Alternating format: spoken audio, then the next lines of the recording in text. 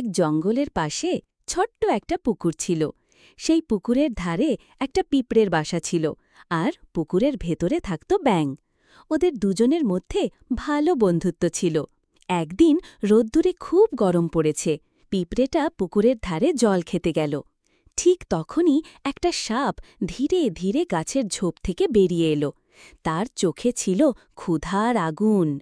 সাপের নজর গিয়ে পড়ল ব্যাঙের ওপর। সে ফোঁস ফোঁস করতে করতে বলল, এই ব্যাঙ, আজকে তোকে আমি খেয়ে ফেলব। ব্যাঙ ভয়ে কাঁপতে লাগল। সে তাড়াতাড়ি পানির মধ্যে লাফ দিল, কিন্তু সাপটা পানির ধারে বসে ধৈর্য ধরে অপেক্ষা করতে লাগল। এদিকে পিঁপড়ে বুঝল তার বন্ধুকে বাঁচাতে কিছু করতে হবে। সে তাড়াতাড়ি তার সব পিঁপড়ে বন্ধুদের খবর দিল। কিছুক্ষণের মধ্যেই শত শত পিঁপড়ে সাপের শরীরে উঠে গিয়ে জোরে কামড়াতে শুরু করল।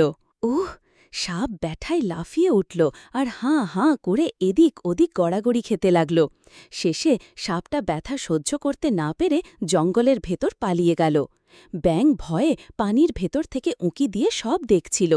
ব্যাঙ চিৎকার করে বলল, ধন্যবাদ বন্ধু, তোমাদের জন্যই আমি বেঁচে গেলাম। পিঁপড়ে হাসি মুখে বলল, বন্ধুত্বে ছোট বড় বলে কিছু নেই, একসাথে থাকলে যে কোনো বিপদ সামলানো যায়।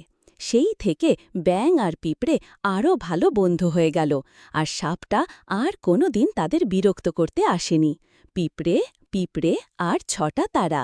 চ্যানেলটিকে ভালো লাগলে লাইক, শেয়ার, সাবস্ক্রাইব করে দেবেন।